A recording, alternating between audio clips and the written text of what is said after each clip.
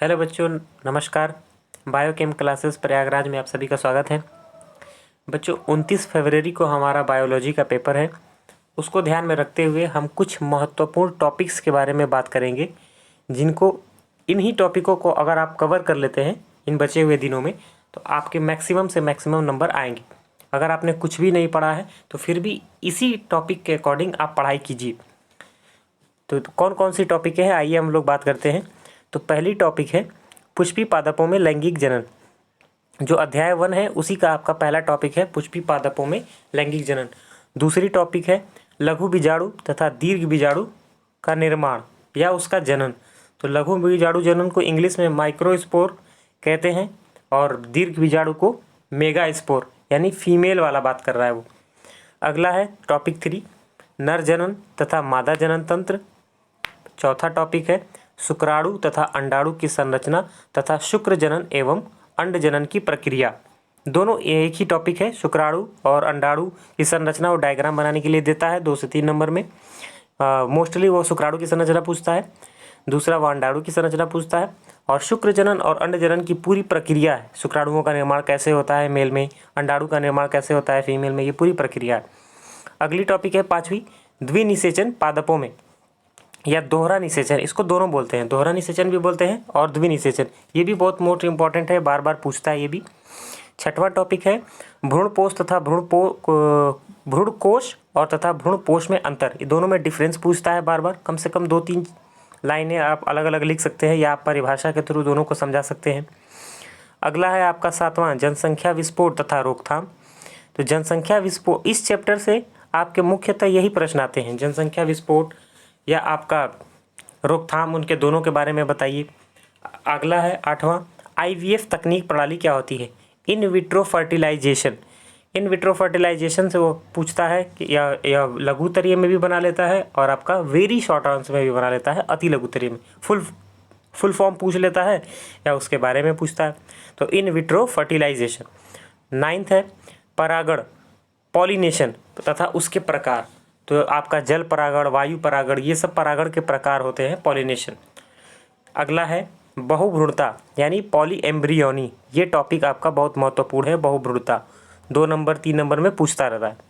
अगली टॉपिक है उन्मील परागणी तथा अनुन्मील परागणी पुष्प। ये सवाल बहुत से बच्चे मिस कर देते हैं और ये सवाल हमेशा 2 से 3 नंबर में पूछता है। उन्मील परागणी तथा अनुन्मील परागणी पुष्प क्या होते हैं। एक ऐसा पुष्प होता है जिसकी मुँह खुली हुई होती है और एक ऐसा पुष्प होता है जिसकी मुंह बंद हुई होती है ताकि वह दूसरे पुष्प से निषेचन न कर पाए। इन्हीं दोनों टॉपिकों को आप लोग एक बार ध्यान से पढ़ लीजिएगा। अगला है लिंकेज। लिंकेज आप लोग पढ़ा होगा, गुणसूत्रों का संयुग्मन वाला, वो आपका लिंकेज टॉपिक हो जाता है। अगला है 13 क्रॉसिंग ओवर। क्रॉसिंग ओवर भी बहुत बार पूछता है। अगली टॉपिक है मेंडल के तीनों नियम। तो आपका मेंडल के 3 नियम आप लोगों ने पढ़े होंगे, उन तीनों नियमों को आप लोग ध्यान से पढ़ लीजिएगा। जिसमें चक्कर बोर्ड बनाने के लिए आता है, जिस नियम में, वह सबसे ज़्यादा पूछता है। अगला है 15 लिंग निर्धारण। तो लिंग निर्धारण जैसे आप लोग पढ़े होंगे कि पुरुषों में, मनुष्यों में किस लिंग निर्धारण किसके द्वारा होता है, मानव पुरुष द्वारा या आपका मादा द्वारा। तो XY गुणसूत्र जो 23वां जोड़ा होता है मेल का, उसके द्वारा आपका क्या होता है लिंग निर्धारण। तो वह उसका सत्यापन भी करना रहता है, वहाँ डायग्राम के थ्रू दिखाना रहता है। अगला होता है आनुवांशिक कोड, जेनेटिक कोड। तो जेनेटिक कोड बहुत कम पूछता है, हालांकि इसका एक चक्कर बोर्ड का डायग्राम बनता है जेनेटिक कोड का, वो बनाने के लिए नहीं देता है, हायर लेवल के लिए होता है वो, लेकिन इसका परिभाषा वगैरह या उसके बारे में कुछ जानकारी आपको देता है टिप्पणी करने के लिए, तो वो लिखना पड़ता है आनुवांशिक कोड। अगला है आपका DNA तथा RNA में अंतर। ये तो सबको पता है कि यह मुख्य रूप से बार बार पूछा जाता है और ये कभी कदार ऐसा देखने को मिलता है कि ना पूछा गया हो। अगला है चारगाफ का नियम। चारगाफ का नियम भी बहुत बार पूछता है। अगला टॉपिक है DNA फिंगरप्रिंटिंग। DNA फिंगरप्रिंटिंग बहुत इंपॉर्टेंट है, इसको आप लोग ध्यान से देख लीजिएगा। 20वां है DNA द्विगुणित संरचना यानी डबल हेलिक्स मॉडल, वाटसन एवं क्रिक का मॉडल, जो बार बार पूछता है, बहुत बार पूछता है। अगला है 21 मिलर का प्रयोग। आप लोगों ने मिलर का प्रयोग पढ़ा होगा, उसमें डायग्राम बनाना रहता है, डायग्राम के साथ उसको क्या करना रहता है, लिखना रहता है।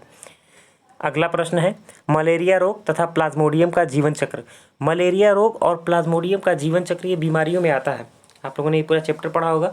इसमें प्लाज्मोडियम का जीवन चक्र आप मुख्य रूप से देख लीजिएगा, उसका सर्कल लाइफ साइकिल बार बार पूछता है और डायग्रामेटिक उसको दिखाना पड़ता है। अगला है कैंसर या एड्स, बीमारी में कैंसर, मोस्ट इंपॉर्टेंट में कैंसर आ जाएगा, एड्स को बहुत कम पूछता है। अगली टॉपिक है 24 जैव उर्वरक। तो जैव उर्वरक का मतलब छिड़काव वाला, जो भी आप खेतों में छिड़काव करते हैं वो जैव उर्वरक सवाल आता है। अगला है 25 प्रतिरक्षी अणु की संरचना, एंटीबॉडी की संरचना। एंटीबॉडी की संरचना आप लोगों ने पढ़ा होगा, एंटीबॉडी की संरचना वो बार बार पूछता है, इसका केवल डायग्राम ही आता है ज़्यादातर।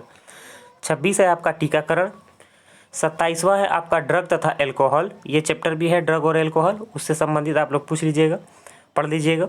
28 मानव कल्याण में सूक्ष्म जीव और एंटीबायोटिक, ये वगैरह प्रतिजैविक, ये सब बनाने की विधियाँ पूछता है आपसे, पेनिसिलिन बनाने की विधियाँ पूछता है आपसे, और कितने भी मानव कल्याण में सूक्ष्म जीव का कौन कौन सा यूज होता है, जैसे दूध से दही, दही बनाने में कौन सा यूज़ किया जाता है, तो आपका ईस्ट यूज़ किया जाता है, या लैक्टोबैसिलस बैक्टीरिया होता है, रोटियों में ईस्ट यूज़ किया जाता है, वो सूक्ष्म जीवों का क्या है, मानव के कल्याण में इस्तेमाल है।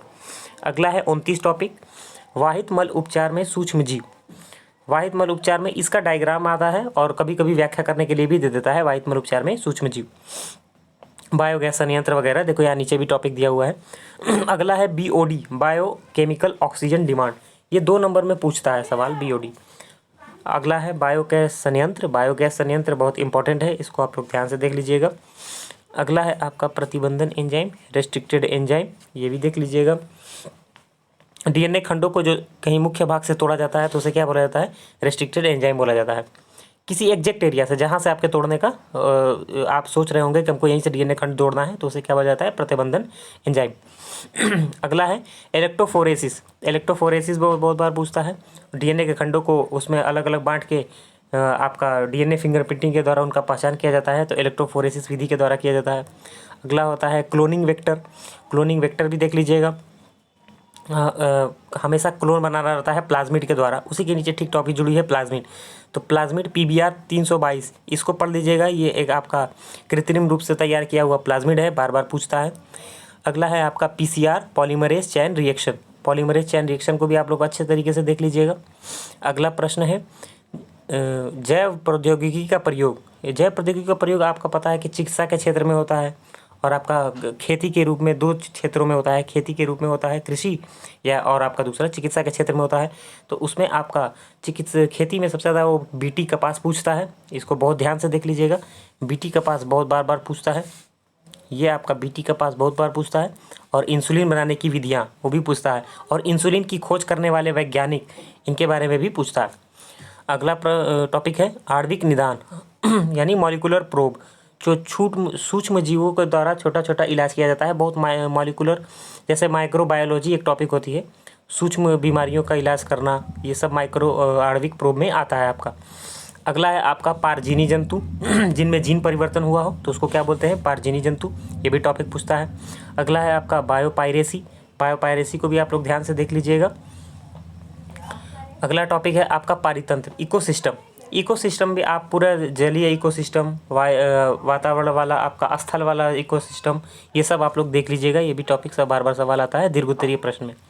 अगला है दीप्तिकालिता, ये भी एक बार बहुत ध्यान से देख लीजिएगा, पिछले लास्ट ईयर इसको भी पूछा हुआ था दीप्तिकालिता।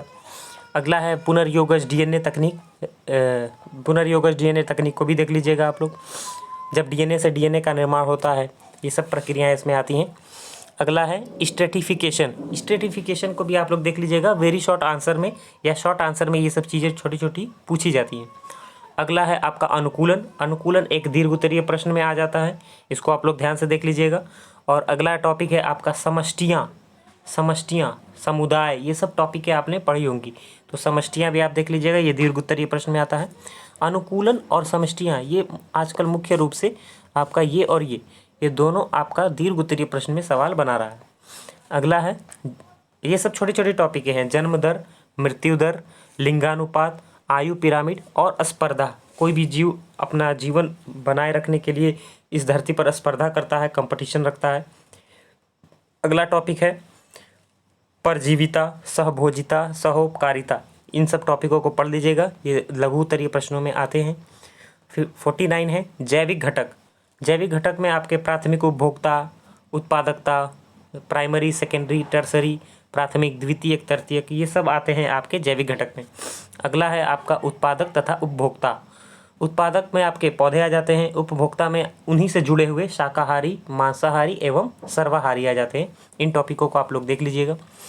अगला है आपका उत्पादकता। अगली टॉपिक है आपका अपघटन। ये सब देख लीजिएगा। जब जैसे कोई जीव की मृत्यु हो जाती है तो मिट्टी में मिक्स होकर अपघटन करता है, ये सारी घटनाएं वह लघुत्तरीयों में पूछता है। अगला इंपॉर्टेंट टॉपिक है यह आपका है खाद्य श्रृंखला, फूड चेन, और एक आपका फूड वेब और खाद्य जाल।